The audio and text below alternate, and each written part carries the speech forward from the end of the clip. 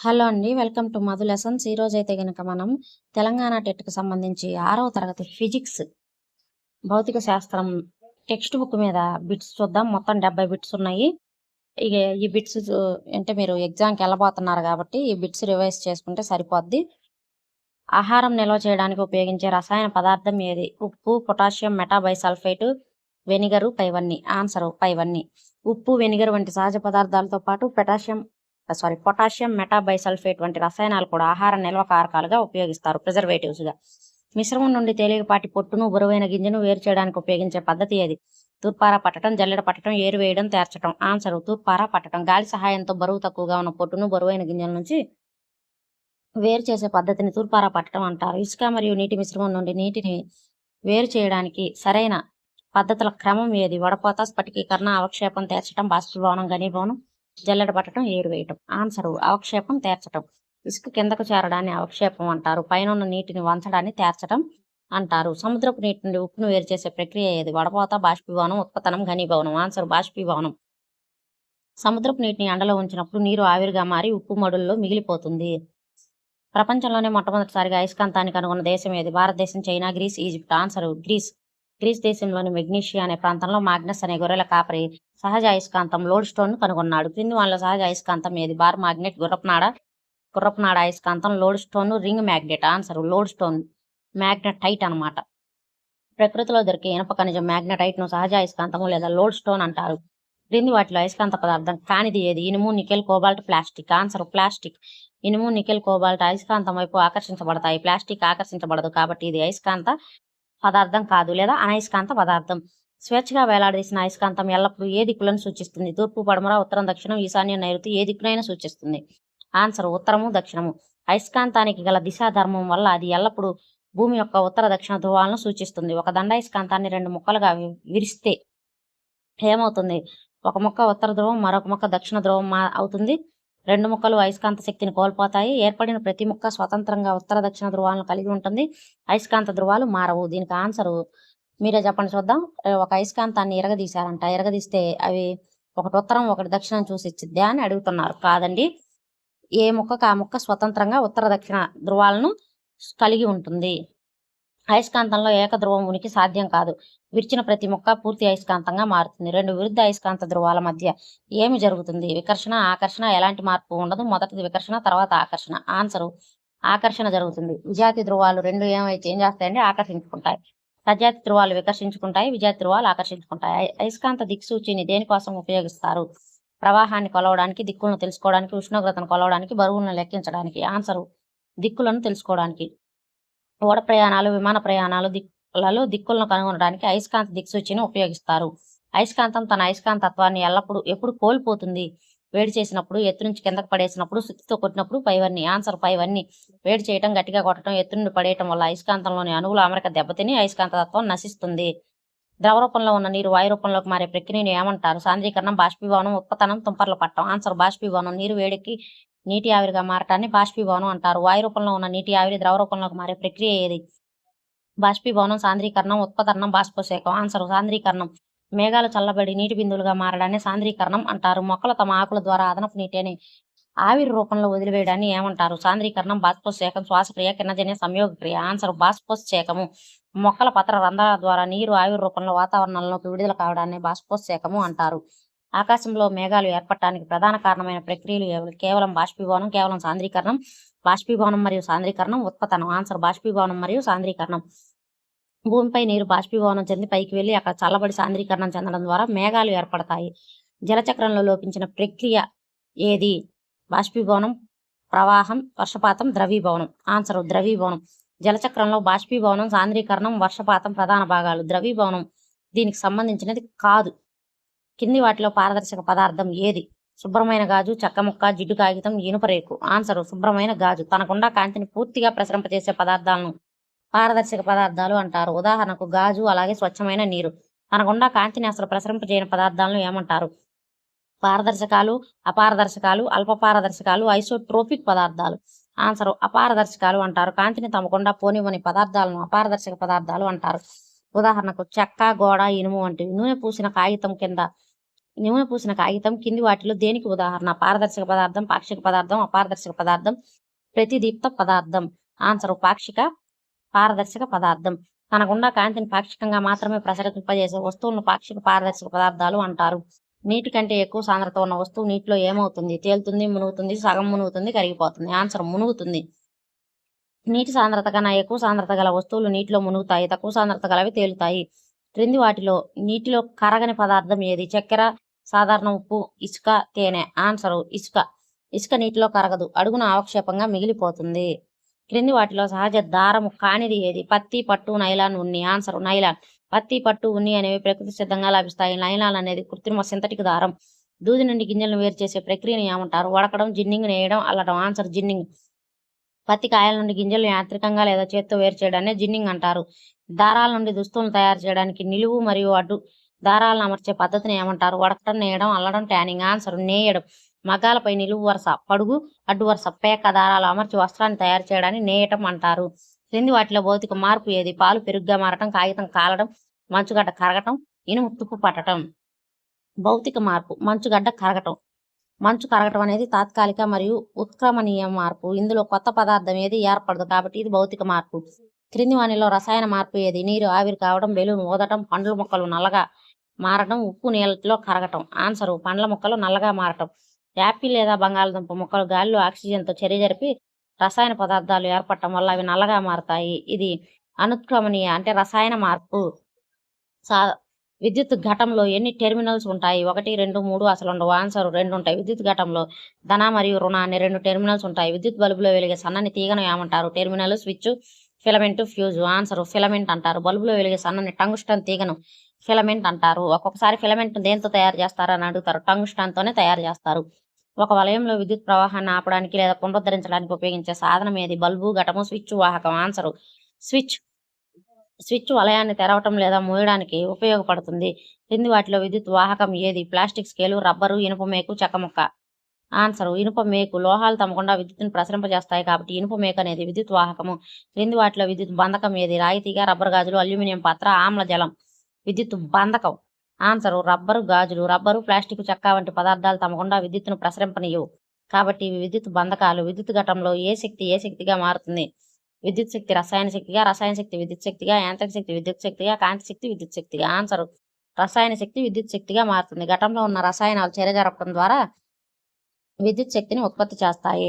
Dry cell Endrai ఘటంలో రసాయన పదార్థంగా దేన్ని ఉపయోగిస్తారు? సల్ఫ్యూరిక్ ఆమ్లం, అమ్మోనియం క్లోరైడ్ పేస్ట్, కేవలం నీరు, sodium carbonate. Answer ammonium chloride paste. సాధారణంగా టార్చ్ లైట్ బ్యాటరీలో అమ్మోనియం క్లోరైడ్ జిగురు లాంటి పేస్ట్ను ఎలక్ట్రోలైట్గా ఉపయోగిస్తారు.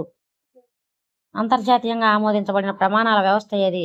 ఎఫ్పిఎస్ పద్ధతి, సిజిఎస్ పద్ధతి, ఎస్ఐ పద్ధతి, ఎంకేఎస్ పద్ధతి. ఆన్సర్ ఎస్ఐ పద్ధతి. ప్రపంచవ్యాప్తంగా కొలతలలో ఏకరూపత కోసం ఎస్ఐ ప్రమాణాల వ్యవస్థను వాడుతున్నారు. ఎస్ఐ పద్ధతిలో పొడవు మూల ప్రమాణం ఏది? సెంటీమీటర్, కిలోమీటర్, మీటర్, అడుగు. Answer metre. పొడవును కొలవడానికి ఎస్ఐ పద్ధతిలో మీటర్ను ప్రామాణికంగా తీసుకుంటారు. 1 కిలోమీటర్ అంటే ఎన్ని మీటర్లకు సమానం? 100, 1000, 10,000, 500. ఆన్సర్ 1000 మీటర్లకు సమానం. కిలో అనగా 10 క్యూబ్ అంటే 1 కిలోమీటర్ = 1000 మీటర్స్. వక్రరేఖ పొడవు కొలవడానికి దేన్ని ఉపయోగిస్తారు? కేవలం మీటర్ స్కేలు, దారం మరియు స్కేలు, కొలత పాత్ర, దిక్సూచి. ఆన్సర్ దారము మరియు స్కేలు. వక్రరేఖపై దారాన్ని ఉంచి గుర్తులు పెట్టుకుని ఆ దార పొడవును స్కేల్తో కొలుస్తారు. క్రమ ఆకారం లేని వస్తువులు ఘనపరిమాణాన్ని కొలిచే పద్ధతి ఏది? మీటర్ స్కేల్ పద్ధతి, నీటి స్థానభ్రంశ పద్ధతి, గ్రాఫ్ పేపర్ పద్ధతి, త్రాసు పద్ధతి. ఆన్సర్ నీటి స్థానభ్రంశ పద్ధతి. కొలజాడిలో నీటిని తీసుకొని రాయిని ముంచినప్పుడు పైకి లేచే నీటి మట్టం ఆధారంగా రాయి ఘనపరిమాణాన్ని లెక్కిస్తారు. వైశాల్యానికి ఎస్ఐ ప్రమాణం ఏమిటి? మీటరు, ఘనపు మీటరు, చదరపు మీటర్, కిలోగ్రామ్. ఆన్సర్ చదరపు మీటరు. వైశాల్యం పొడవు ఇంటూ వెడల్పు. ప్రమాణాలు మీటర్ ఇంటూ మీటర్, చదరపు మీటరు.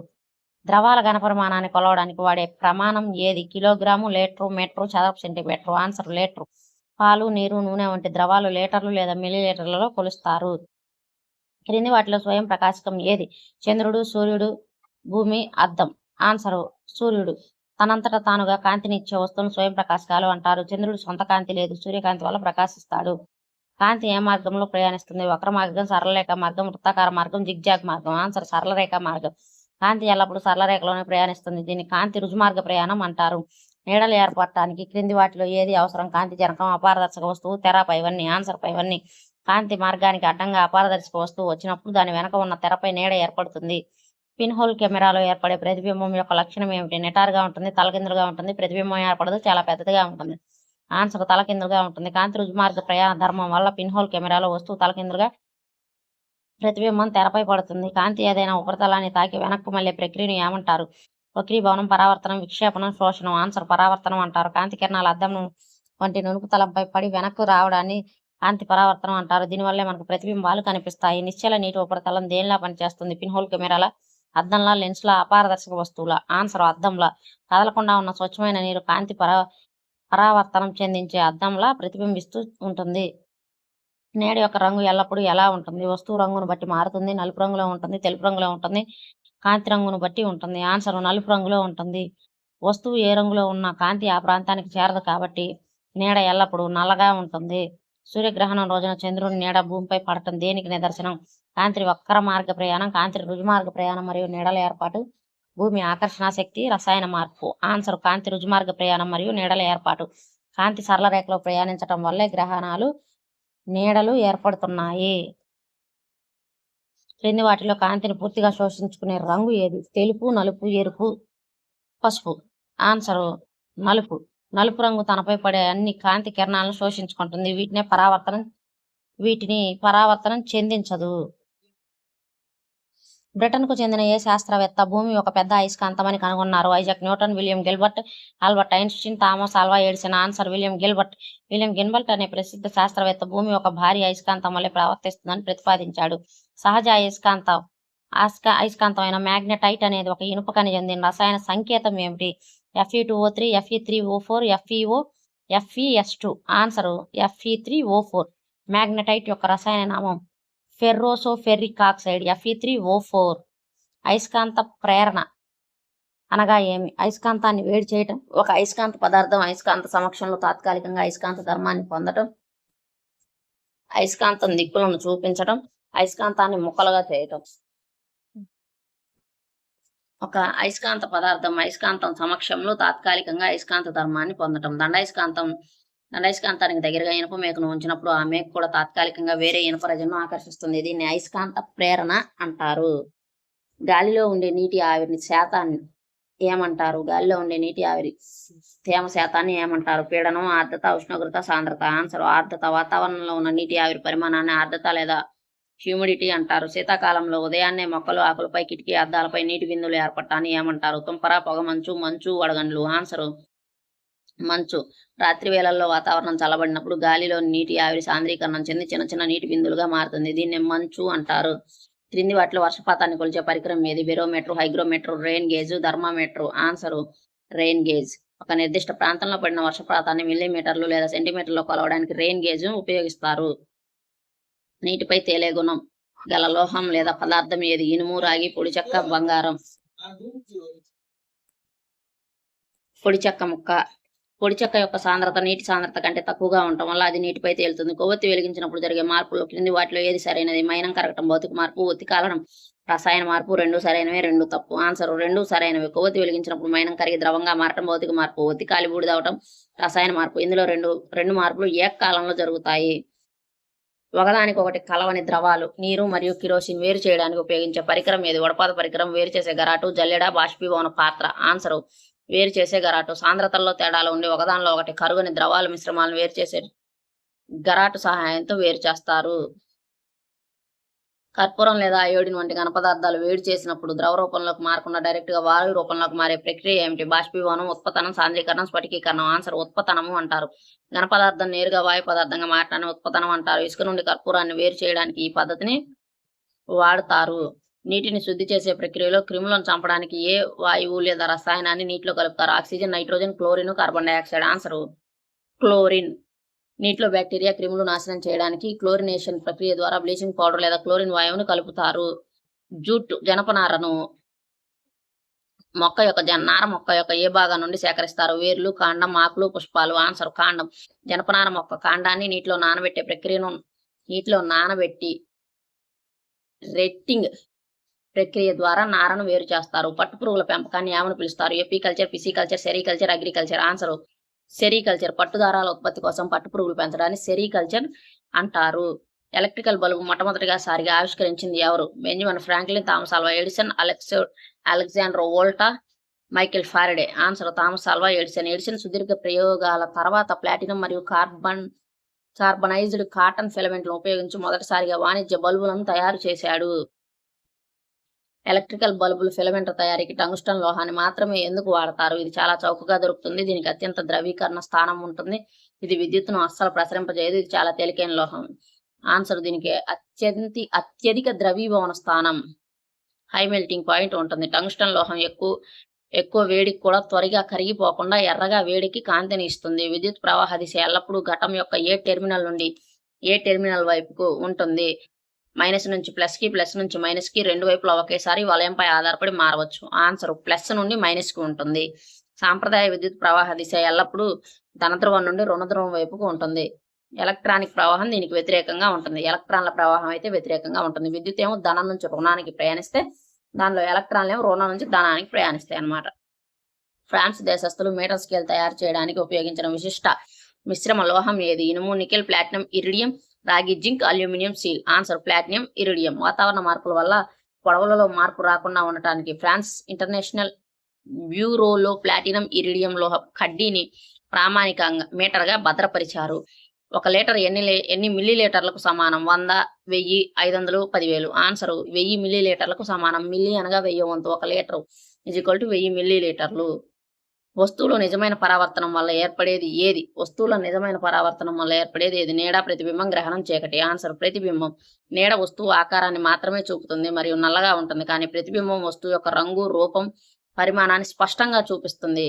కాంతి సెకనుకు ఎంత వేగంతో ప్రయాణిస్తుంది? 3000 కిలోమీటర్లు, 3 లక్షల కిలోమీటర్లు, 30,000 కిలోమీటర్లు, 300 కిలోమీటర్లు. ఆన్సర్ 3 లక్షల కిలోమీటర్లు. శూన్యంలో కాంతి వేగం సుమారు 3 లక్షల కిలోమీటర్లు. 3 × 10⁸ మీటర్/సెకను.